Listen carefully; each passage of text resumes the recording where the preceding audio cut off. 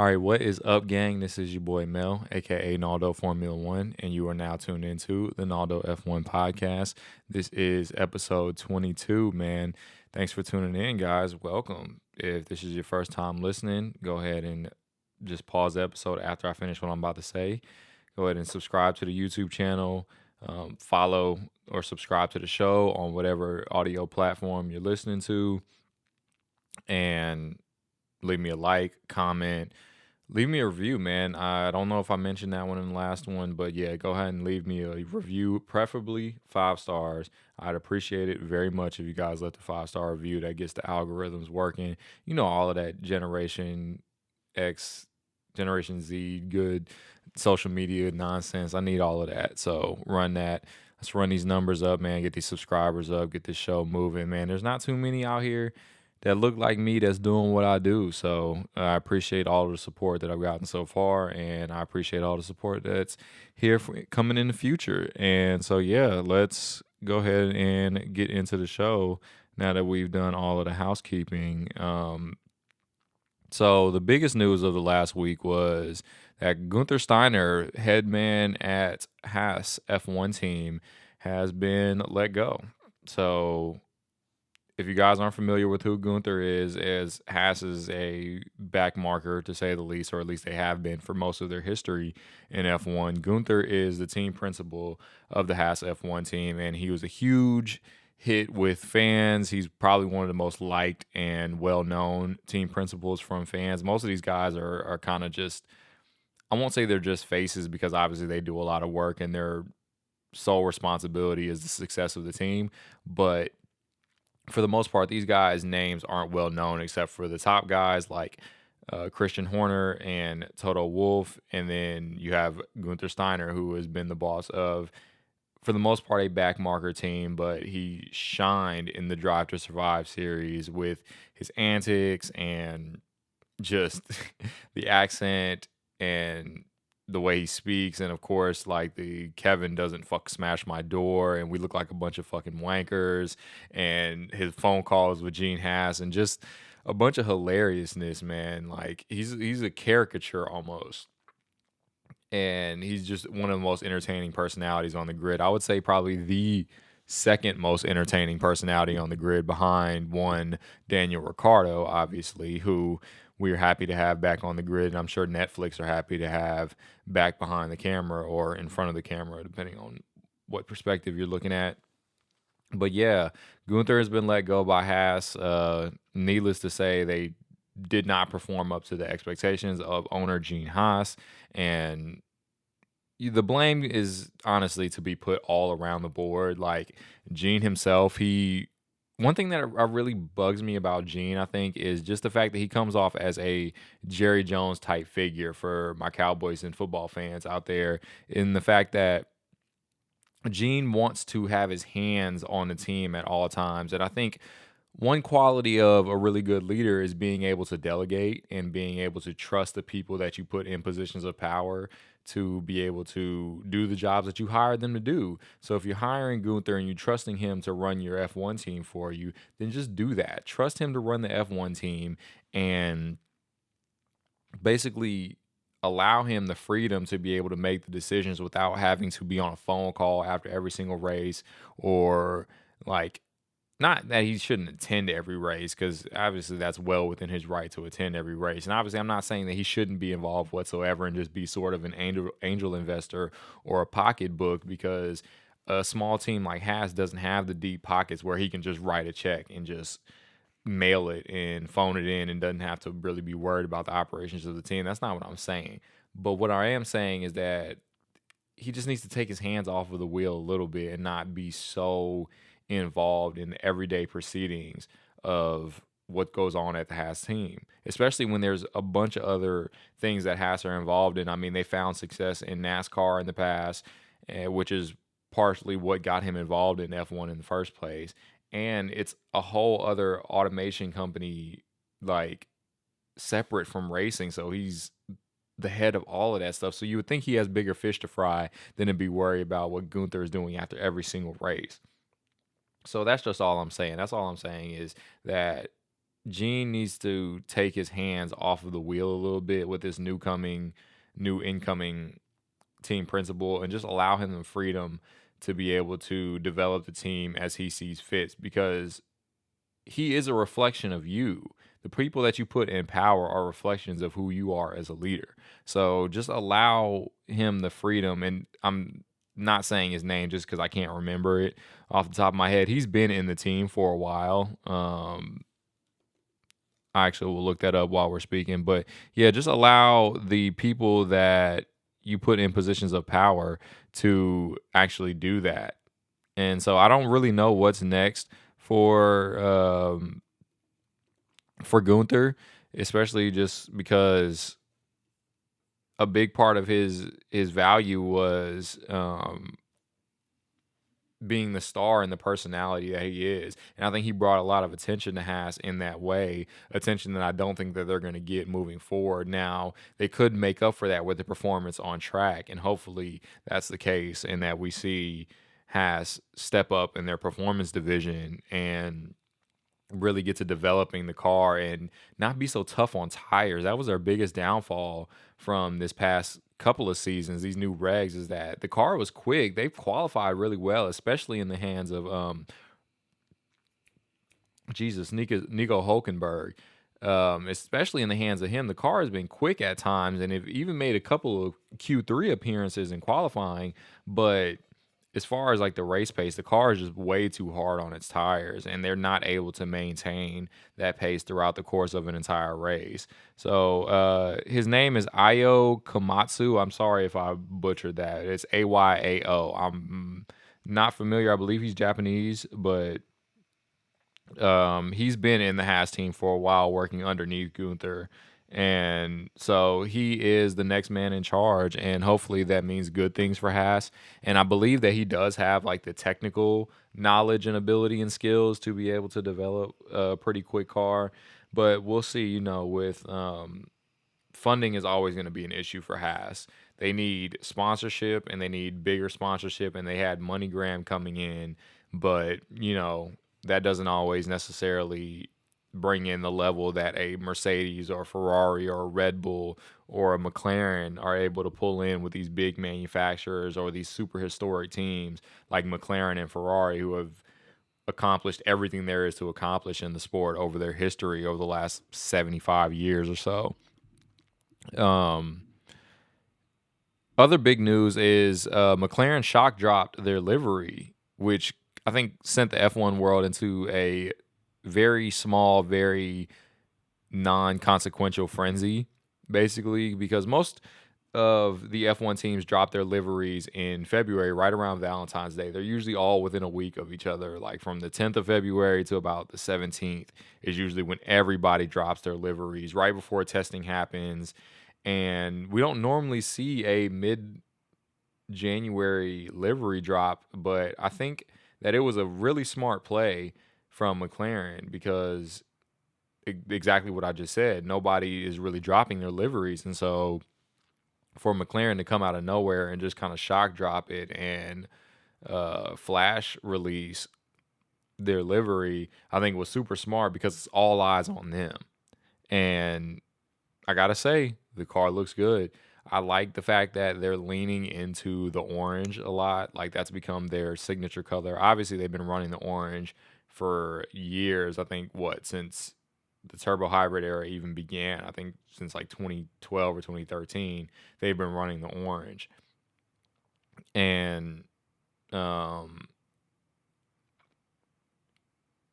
you just lost my train of thought. I like the fact that they've leaned into it. They've X'd out the blue now that Gulf has gone and moved on to Williams Racing, and they've really leaned into the orange and black as like their signature color. Now, everybody kind of been complaining online about the fact that the livery is mostly exposed carbon, and that is the case due to the fact that they're trying to cut weight on the cars, and people are saying that the regulations need to be adjusted to force teams to paint the entire car and this, that, and the third. And while I can understand that point of view, I think really what it comes down to is the car fast, and are we going to get good racing? I wouldn't give a shit if all of the cars were exposed carbon fully And all we could tell the difference of is by sponsors and drivers' helmets or a little sticker on top or whatever. If the racing was good, that's all that really matters to me. Now, obviously, I'm being a little over dramatic, and don't want to see that. The liveries are a huge part of the appeal of racing and the history of racing in general. But I mean, it's a very distinctive look, and I think that they're starting to dial it in and really refine their McLaren signature look. And I think that's one thing that's been missing from F1 as a whole is a signature look. Also, I mean, Red Bull has it, and Ferrari with their red, even though it's kind of been very different over the years. I think that there's something to say about consistency and having that signature look. Like when you think about all the iconic F1 cars in the past, like the Ayrton Senna, Alan Prost McLarens, or the Michael Schumacher Ferraris, or even the West McLarens of the Mika Hakkinen days. Like all of these iconic liveries of the past, the Camel livery, Williams livery, the BMW Sauber livery. It was a signature look, and it basically stayed the same for years on end.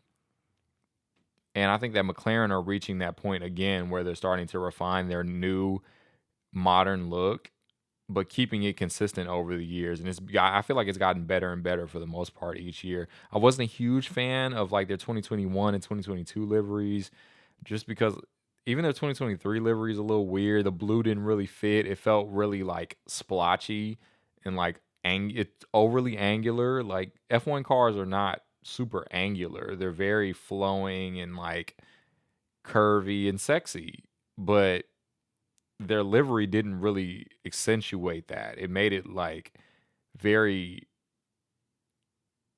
trapezoidy and like diamonds and just very hard lines to contrast the curvy nature of, especially the new regulations are very curvy cars, and it just didn't really fit, and it kind of was a little bit jarring. But I think that the new look is really starting to accentuate the car and make it look a lot better. And I think the orange and the black of the carbon just look really good together. So I'm happy with the livery, and I think they've stepped the bar up a lot. And I think watch teams next year will probably follow suit in this shock drop trend and not announcing their release date of the car. Instead, just saying, just drop the mic. Hey, here's our new livery. Now, obviously, we can't really tell anything about what the car is, because a lot of people like to do that. They inspect the cars based on the livery drop, and a lot of these are just press cars and or their last year's cars with no updates, because the teams don't want to give away too much right now as far as what updates they've brought in and what design choices they've gone with for this coming up season. So we haven't really, there's not too much to tell. It looks very similar to last year's car, which is not unexpected, and not saying that this isn't an indication of what this car's year or what this year's car is going to look like. But I don't think that there's too much to read into it, and especially because it's rendered photos, it's not like the actual car on track and stuff like that. So we'll just have to wait and see. And like I said, there's really not going to be any way to tell the performance of who until we get to qualifying in Bahrain, because teams will sandbag up until that point, especially if they believe they have pace. But speaking of liveries and sponsorships and stuff like that, I kind of wanted to take a different approach to today's episode and talk a little bit about like my favorite sponsors, because sponsors are such a big part of F1. They bring the teams money, they bring them technical resources, they bring them equipment, um, clothing, fashion. They help develop the car, like all kind of stuff. So teams will, if you look on a team's website, they call them partners for a reason. Like they're not necessarily sponsors. It's not just a we give you money, you slap a logo on the car, and that's it. Like these do end up becoming, in most cases, technical sponsorships and partnerships. And so I kind of wanted to go down the line and like list off my favorite sponsors for varying reasons. I might just personally like the company, or I like the way their logo fits on the car and where it's placed on the car and that sort of thing. But yeah, I think that would be pretty interesting, because these teams are promoting all different types of companies from all different aspects and industries, and sectors of business. And it's really cool to see how these teams can integrate this as part of their daily operations and as a part of the cars, because if we took all the sponsors off the cars, the livery wouldn't really hit the same. Like, you've seen cars with little to no sponsorship, like the McLarens of the past, that just didn't look good. The livery could be look as great as you want it to, and you can design the most amazing livery ever. If there's no sponsors on the car, it just feels empty and like barren. So, with that being said, let's go ahead and kick this off. I kind of go from back to front as far as teams on the grid, because the lower level teams don't really have the big name sponsors or the companies that you would recognize.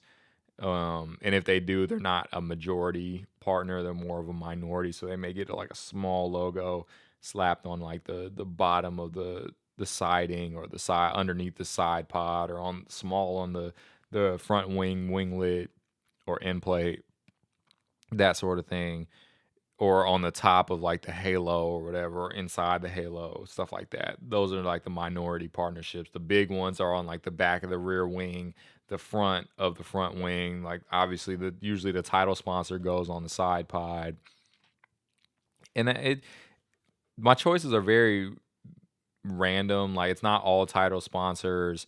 Some of them are just for the iconic partnership, and you'll kind of see what I mean when I get into it. So let's go ahead and get started. So we'll start with AlphaTauri, or Racing Bulls, as I believe they're going to be called in the future. Pause for that for a second. We're going to go off on a tangent real quick about AlphaTauri slash Racing Bulls. I really hope that the name is not Racing Bulls, because it just doesn't sound good. Like, it sounds weird, Racing Bulls. That sounds fucking stupid. I'm sorry. It sounds like a 5-year-old came up with, like, if you told a 5-year-old to make a racing team name, it's like, oh, Racing Bulls. Like, it just sounds dumb. It doesn't have a flow. Like, Alpha Tauri sounds cool. I don't know what the hell it means, but it sounds cool nonetheless. But we did hear Zach Brown mentioning that he has in so many words, that he has a problem with like teams having feeder teams in the same sport. So, and I mean, nobody else has this except Red Bull, because Alpha Tauri slash Racing Bulls is a direct feeder into Red Bull. I mean, they've verbatim come out and said that we bring young drivers into Alpha Tauri slash Toro Rosso slash Racing Bulls, and we try to assess if they're good enough to be in F1. And something is just fishy about that. We can't prove that they've done anything wrong yet, and nobody really has proof of any wrongdoing. So it's not really anything that anybody can do about it. But you just know that it feels weird. Like, whenever you think about it in that concept, it feels weird. It would be like the Cowboys, for example, saying, "Oh, we're going to create a new NFL team just to develop our young players." And they're going to feed directly into the Cowboys. So the ones that are good enough get fed directly into the Cowboys 52-man roster, and the ones that aren't get cut. And it's like, and nobody else in the league has like that resource. So yeah, everybody would be looking like, I don't really know how I feel about that. But that was my tangent. Let's get back to the original point, the sponsorships. First sponsor up for AlphaTauri is Orland. And don't ask me what Orland does. I think they have a pretty cool logo. It looks cool on the car. They've bounced around from a couple of different teams. They were with Alfa Romeo Sauber last year, and last year being 2022, I guess. And they went to AlphaTauri this season. Cool logo. That's it. I ain't gonna spend too much time on that. Number two is actually AlphaTauri. So AlphaTauri is a fashion brand,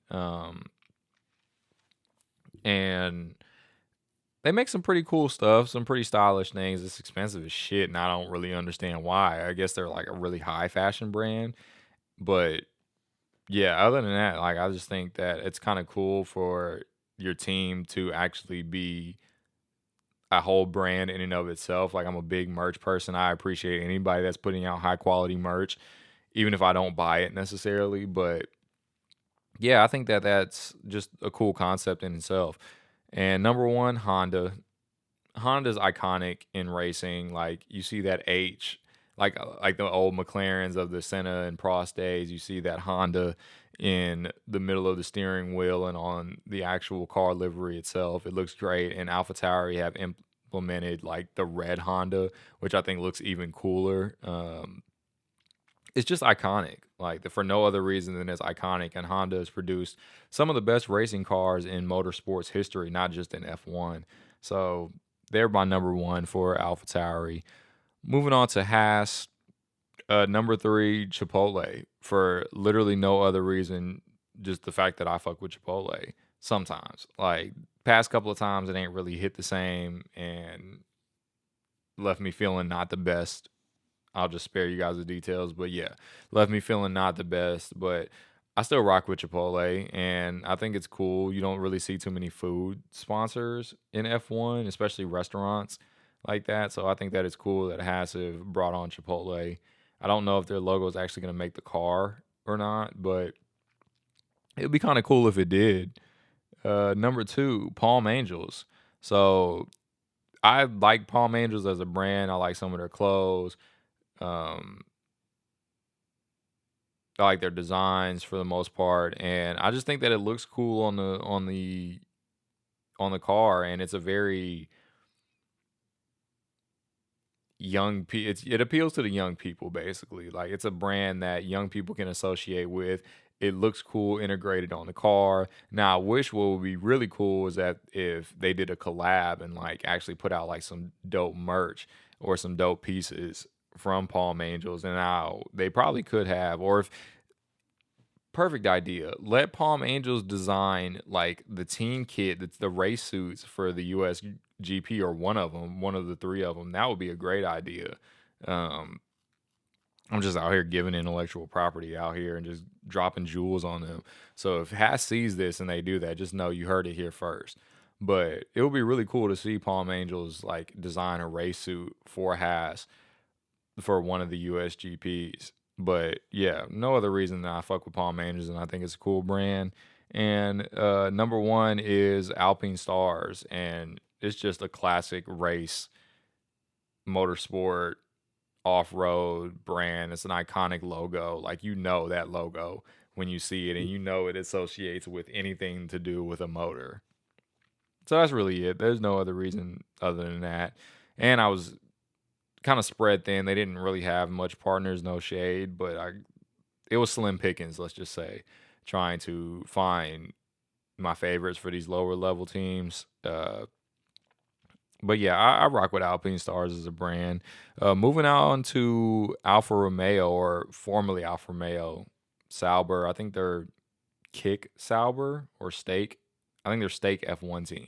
Steak being like the brand, not the food steak, even though I've seen memes of steak F1 team, and somebody like rendered an entire like steak livery on an F1 car, which you guys have way too much time on your hands to be designing shit like that. But it was funny nonetheless. And so number three, it is Singa, Singha. I believe it's a Chinese company. I believe they came along with Zhou Guanyu as a partner, sponsor. He brought them in. Have no clue what they do. Think they have a cool logo. That's it. Sauber was one of the ones that was really tough. I guess Alfa Romeo would have been my choice, but Alfa Romeo is no longer associated with Sauber, so they kind of took that away. And I'm kind of sad because Alfa Romeo brought some of the best liveries that we've seen on the grid in a while, and I think that they were always beautifully designed. May have been slow, may have been a tractor, but they look good doing it. As number two would be Acceleron. Again, no clue what they do. Cool logo. That's it. And Stake. Stake, Stake. They are a sports betting company, I believe. They're in the gambling industry. Not a huge sports better myself, but it's taken over the industry. And honestly, I just didn't know what else to pick. So yeah, that's that on Sauber. This is when they start getting good moving forward. I think I actually have pretty good backing behind why I chose the ones moving forward. So the next seven are actually more of a personal connection, or that there's a reason why I picked them as part of the sponsor. We're moving on to Williams Racing, and Williams, a legendary team, a lot of history, not where they used to be, but looking to move forward. Number three, I have Puma, and Puma's a brand that I kind of really have taken a liking to in recent years. Like, I like a lot of their designs, a lot of their sneakers are classic. And they have a lot of history in motorsport as well. They've partnered with pretty much every big major motorsports brand out there across the board, not even just in F1. They Porsche, Ferrari, um, yeah, it just, the list goes on. And again, it was pretty slim pickings with Williams because they just don't have the backing and the partnerships and sponsorships that you would want from a high level team. But overall, I think that I just enjoy Puma as a brand, so I kind of think fitting them into that three spot was perfect. Number two, this one is one of my favorites on the whole grid, is Duracell for Williams, and for no other reason other than the fact that how they integrated Duracell into the car. So it's on the airbox on the top, and they made designed it to look like a Duracell battery, and I just think that shit is cool as hell. And I think it's one of the most well integrated sponsors into a car that I've ever seen in my entire life. Like, it's just chef's kiss. It's perfect. And number one is Gulf. Gulf is a oil company and an iconic one, and they are just, their history in motorsport is extensive. I think between them and Martini, they're probably the two most iconic sponsors of motorsport in the entire world and the entire history of racing. So now that they're partnered with Williams, and their Gulf liveries are just immaculate. They've never missed. When they were with McLaren at Monaco, their Gulf livery didn't miss, and now in 2023 with their Williams Gulf livery, it didn't miss either. Like, Gulf has just never missed with any of their partnerships and design and livery choices with their cars. I mean, the Gulf 4 GTs were crazy, the new one and the old one. It just, the list goes on. Gulf Porsches look crazy. Like, it's just a beautiful color combination. That bright baby blue with the orange, it just, yeah, it looks nice. All right, moving on to Alpine F1 team. Number three, I have Bell and Ross. Bell and Ross is a French watchmaker. They make really cool watches. I remember I got an ad for them one time on I think it was Instagram, and I didn't really know too much about watches back then. I'm trying to get more into it now. I think in the future I do see myself investing some money in watches and buying some nice timepieces and things of that sort. But I got an ad for them, and I was like, "Oh, that's a pretty cool watch." Their designs are a little funky and they're not for everybody, but I think they have some pieces that I really, really like. And I remember I was like, "Oh, that's a cool looking watch." And I was looking to maybe buy like a little starter watch or whatever. And I'm like going on, clicking on the page, and I'm like, "Okay, man, I've seen these ads a couple of times." And I click like shop now or whatever, and it pulls up, and this fucking watch was like 11,000. This watch was like $11,000, and I ain't never exited a page so quick in my entire life. And yeah, so I'm clearly not in that tax bracket yet. But yeah, I rock with Bell and Ross as a brand. And I think that they're one of the cooler sponsors. I don't think that their logo or anything is on the car, but I know that they have a partnership with F1. I mean, or with Alpine. We've seen Esteban Ocon and Pierre Gasly in interviews wearing the watches. And if you know anything about motorsports or sponsorship, you don't do nothing for free. So yeah, shout out to Bell and Ross, man. Number two would be Qatar Airways, and for no other reason other than the fact that Qatar Airways is a dope, dope, dope airline. and they have some of the nicest planes. Their first class is crazy. I mean, those are the ones with the pods, and yeah, I ain't been on there before, but hopefully in the future I get a chance. And but from all the things I've seen, they said the experience was great, and they would do it again 10 times out of 10. Number one is BWT, and they are a water company. And I picked them solely based off the fact that they are unwavering in their dedication to pink. Pink is like part of their brand, and any company or team that they've partnered with in the past, whether that be the Force India transitioning to Aston Martin team, or now Alpine F1, like they have to have pink on the car, like at some in some capacity, and it's usually a lot of it. Or if you're not running an entirely pink livery, I mean, the Force India days they were running whole pink liveries, and Alpine have the past couple of years ran a pink livery at the beginning of the season as a homage to their title sponsor. So yeah, shout out to BWT, man. I like people who stand on their square, and BWT does that with their pink. They're going to stand on that pink square. Moving on to Aston Martin, and Aston Martin has a few of my favorite sponsors. Number three being Valvoline, the oil slash car lubrication company. I just think they have a nice logo and it fits in to the car very well. It's a little bit jarring with the colors, and they're non-wavering in that red and blue as well. Like, so it's a little bit jarring on a green car.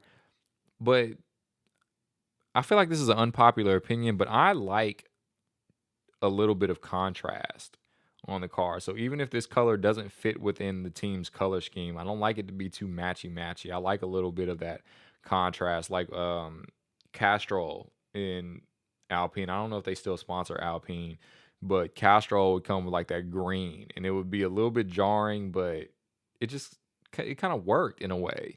And I have the same feeling about Valvoline with Aston Martin. Aston Martin's green is absolutely gorgeous. One of my favorite shades of green of all time.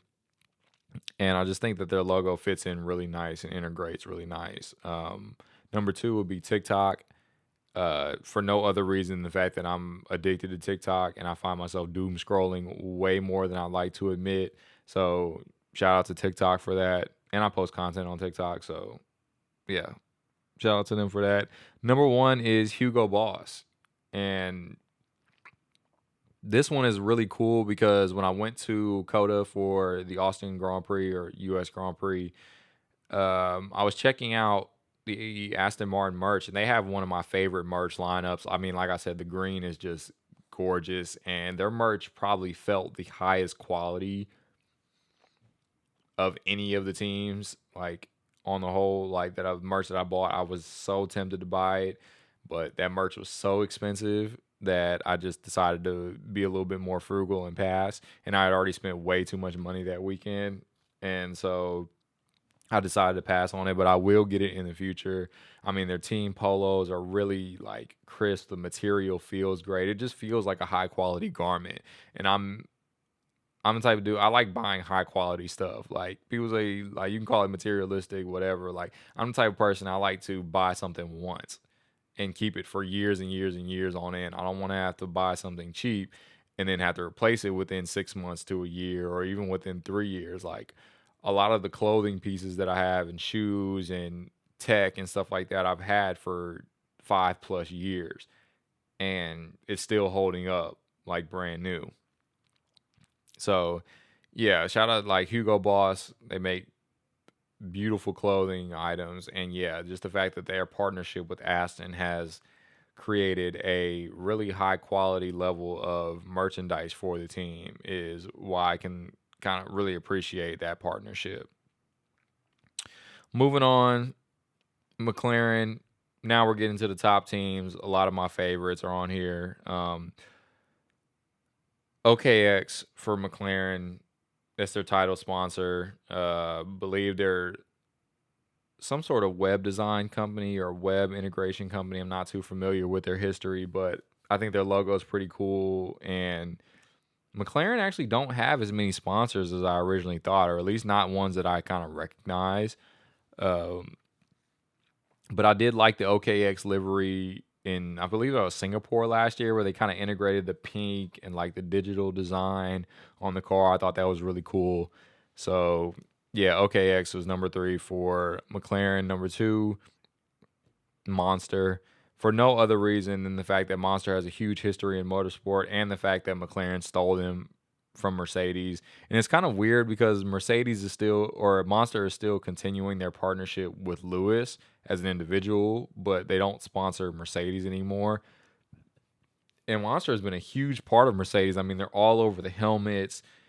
They've been a big integration on the car before, but McLaren said, "Hey, snag, I need that." So I respect that. I respect the poaching. And number one is Google Chrome.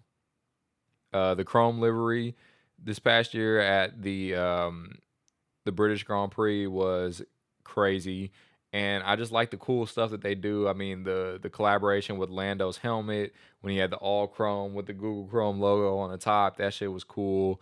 And McLaren has really stepped it up with how they've integrated the sponsors with I believe that was 2022 when they had like the digital, or was that 2020, or was that this past year? I can't remember, but they had like a digital screen on like the chassis of the car where it could change sponsorship logo, so it would like alternate from like Android to Chrome to Google to whatever. And I just thought that was cool, and I believe Chrome had a big part in designing that and integrating that into the car. So that's why they took the top spot for me for McLaren. That's it for McLaren. So moving on to Ferrari, which the most iconic team on the grid. I mean, they're the Cowboys of F1. Number three is AWS, Amazon's cloud service provider.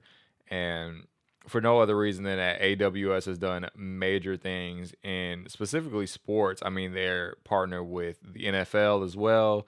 They partner with F1 as a brand, integrating all their graphics and analytics and these crazy stats. And don't get me wrong, some of the graphics be like, what the hell does that even mean? But it's cool to kind of see that integration and the fact that they've touched so many different companies and that almost every major company in the world is using AWS as a cloud service. So I think that that's pretty cool how they've integrated that as a part of their brand and partnering with Ferrari. Number two, Richard Mille. If I butchered that name again, please forgive me. I'm just an American. But one of my favorite watchmakers out there. They make insane pieces, completely out of my tax bracket. I mean, them watches cost more than my entire life. But some of my favorite timepieces of all time. I mean, like the all sapphire one, crystal one, that like the blue one that Jay Z has. I think a couple other people have. Um, I'm trying to think, the orange McLaren exclusive. They also partner with McLaren, but I didn't want to put them on the list twice. But the McLaren collaboration that Lando has, Charles and Carlos both had like this really thin one that they collabed with Ferrari, and that one was pretty cool. It's like the thinnest watch of all time or some shit like that. But yeah, Richard Mille just makes some insane pieces. That's what you call an investment piece. I mean, you're spending six figures on a watch. It's just absolutely nuts. But yeah, I kind of just for that reason rock with Richard Mille, and I think that their design is just crazy. I mean, the thing is damn huge, which I don't love. I don't have the biggest wrist, so even if I could afford it, I don't think it would look good on me. But I'd probably wear the goddamn thing anyway. So yeah, and number one, I don't think this is going to come as a surprise to anybody. It's Shell. That's an iconic partnership between Ferrari and Shell. I mean, that is Ferrari's original partner. Like, they just go hand in hand. I miss UPS. UPS was a big sponsor of Ferrari, but I mean, Shell is just that company. Like, when you think Ferrari, you think Shell. It's everywhere. And yeah, that pairing it just goes together like butter and bread, baby. All right, moving on to Mercedes at number three, IWC watchmaker. I'm not a huge fan of their watches per se, but they have a lot of pieces that I like. I mean, their big pilot is pretty cool. Um, but Mercedes, again, I don't have too much history with a lot of their companies. I know Petronas is cool with the teal and how it's integrated with the black and the silver in the past. And Ineos is, I like how they integrated that on like the airbox of the car with the red, the touch of red, but it clashes just a little bit. That's kind of the flip side of my Valvoline argument, where the clashing color doesn't really work in my opinion with the Ineos, which is why they didn't make the list. But IWC, again, a huge watch fan for me. I wouldn't say huge, but entry level watch fan for me. And I think they make some really cool pieces. Some of their collabs with like Lewis in the past and Mercedes in the past have produced some really nice pieces. Number two is OZ Racing. It's their wheel manufacturers. And I mean, OZ has produced some of the coolest and most iconic street wheels of all time. So for that reason, they make my list. And number one is CrowdStrike, tech company. Love their logo. I like what they've done in collaboration with Mercedes. So that's pretty simple. I don't really have too much history and meaning behind why I chose them. And for our constructors champion, woohoo, Red Bull. Let's get into it.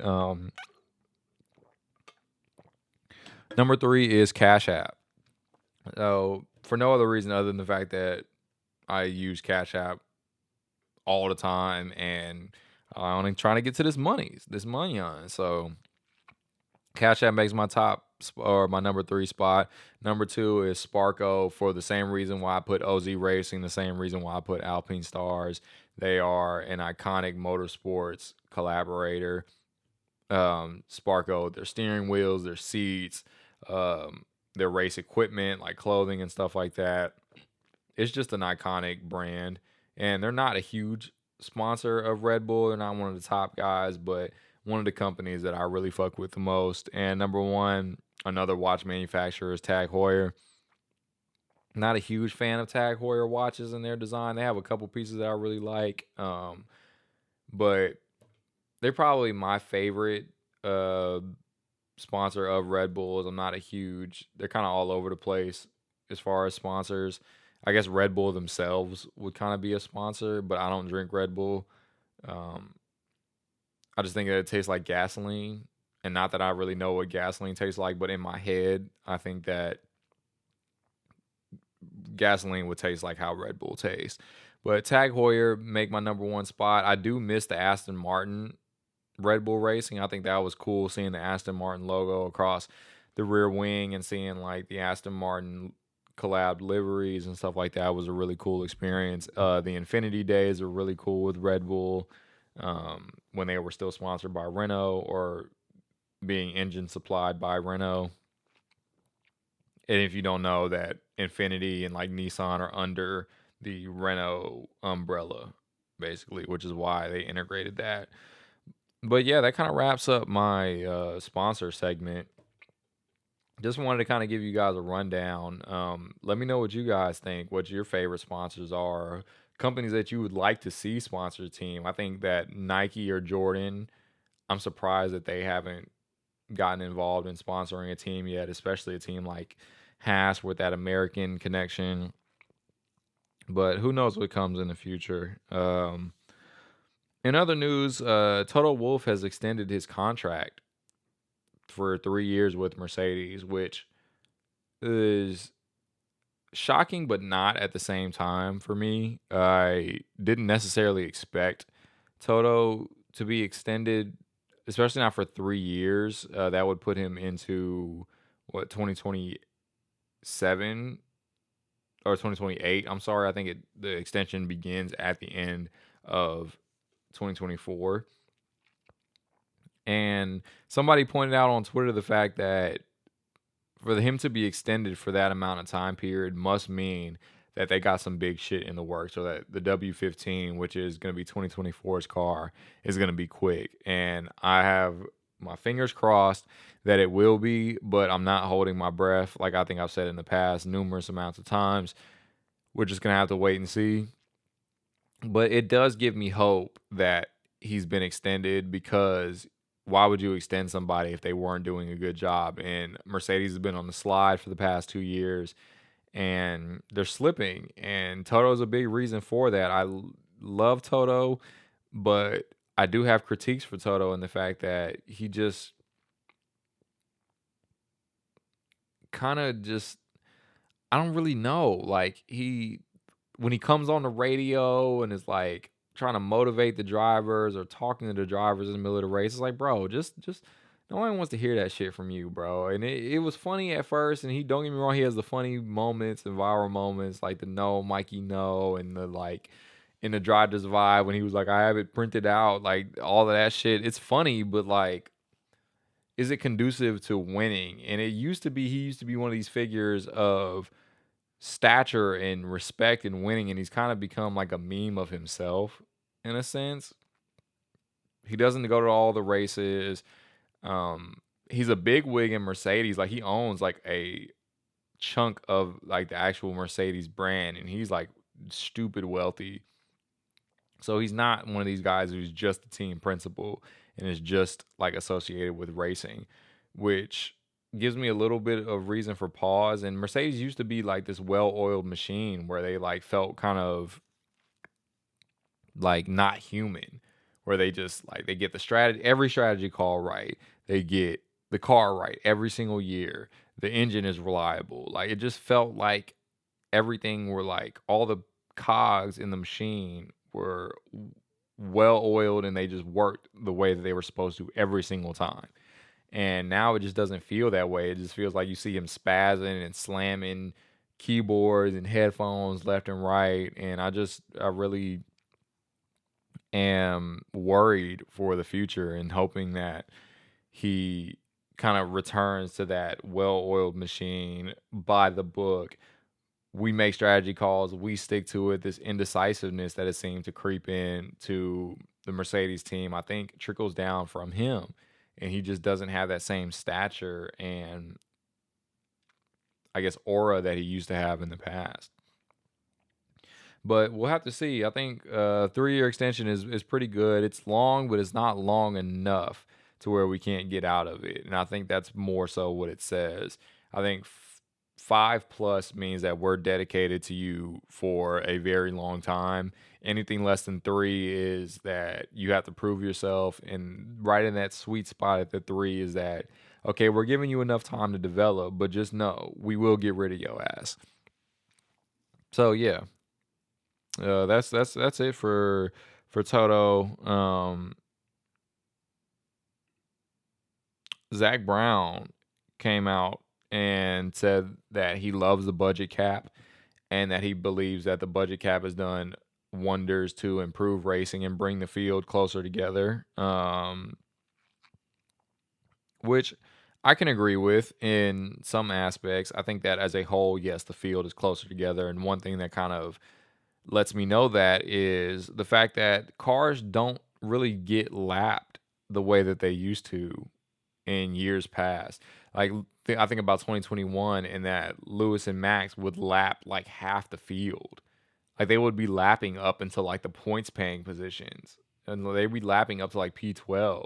And you're like, what? And now granted that year those two guys were just on a completely different level. It wasn't like Perez and Bottas were also lapping half the field.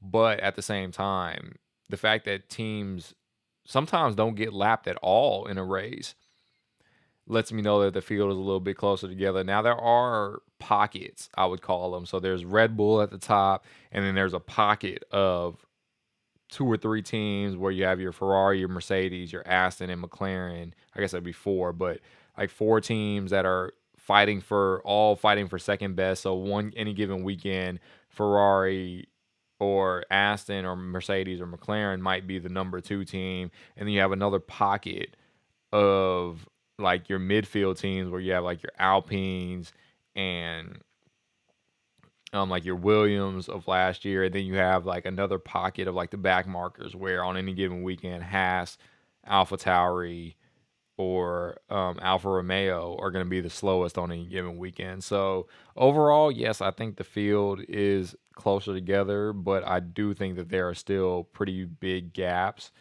in from like pocket to pocket, basically. And so the hard part is bridging those gaps to where we feel like any of three or four teams could win a race on any given weekend. That's really what we're here to see.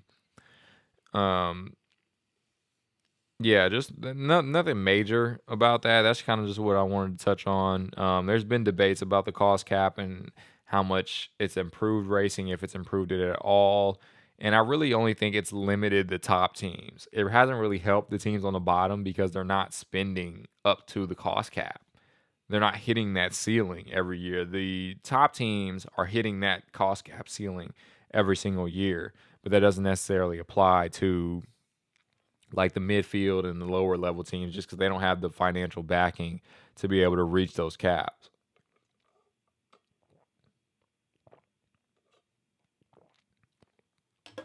Speaking of domination, Natalie Pinkham from Sky F1 has came out and criticized basically the fans' view of being critical about one driver dominating.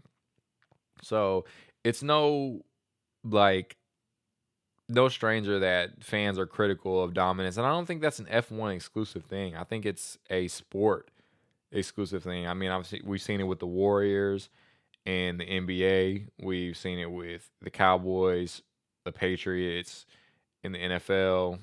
When they dominated, everybody hated them. We see it in MLB with the Yankees, the Red Sox, the Dodgers. When they have their dominant periods, everybody hates them. I think that's just a sport thing. It's easy to hate, like they're an easy target. It's easy to hate who's at the top because people generally like to root for the underdog. So I can agree with what you're saying in the fact that we don't need to be criticizing Max for being fast or criticizing Red Bull for producing a fast car. But I do think there needs to be a level of understanding as to why fans don't like it just because it's not fun for the sport. It's not fun when Max goes out and wins 19 of 22 races in a season. When you wake up every Sunday morning and you watch it because you love the sport, but you already know the end result. And so it kind of just takes the thrill out of it. And that's really all that we're searching for as fans is the thrill and that excitement and getting up every Sunday morning. You're like, shit, who's going to be fast today? Or Saturday morning before qualifying, who's going to get pole today? It's that anticipation, that buildup that everybody's searching for.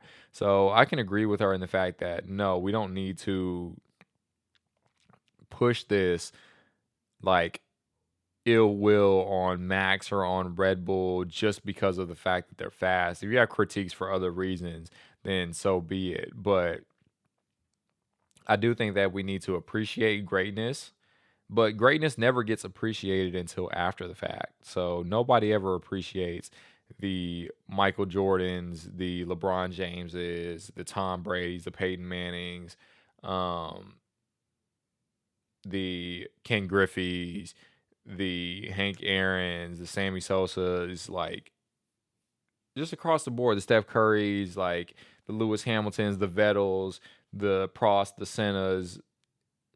Nobody appreciates the Schumachers. Nobody appreciates them until after the fact. When Schumacher was dominating, everybody hated him. When unless you were a Ferrari fan or you were a Schumacher specific fan, everybody else pretty much for the most part hated him. Unless you were a Senna fan, people hated him. Unless you were a Prost fan, people hated him. If you're not a Lewis fan, people still hate him. If Sebastian Vettel is a perfect example. Fernando Alonso is a perfect example. When Fernando Alonso was winning races, people didn't like him. And now he's one of the most popular drivers on the grid. So I think that it'll all come full circle. When Max is done racing or when he gets into his latter years when he's not dominating anymore, um, people will grow a bigger appreciation for Max. And I think that's just all it comes down to. So it's just a cycle, man. Everybody goes through it. Max is young, a little bit arrogant, he's fast, and so he's the easy target. But it'll all come full circle. When we look it back on it 10, 15 years from now, people will say, wow, Max was really, really incredible. And yeah, that's pretty much it. Woo. That was a good one, man. I feel good about that. I really don't have anything like on the chest that I really want to get off. And yeah, let me know what you guys thought about this episode. Again, follow me on all my socials at Naldo underscore Formula One. There'll be links everywhere to everything. And yeah, I will see you guys on the next one. Have a blessed one. Peace.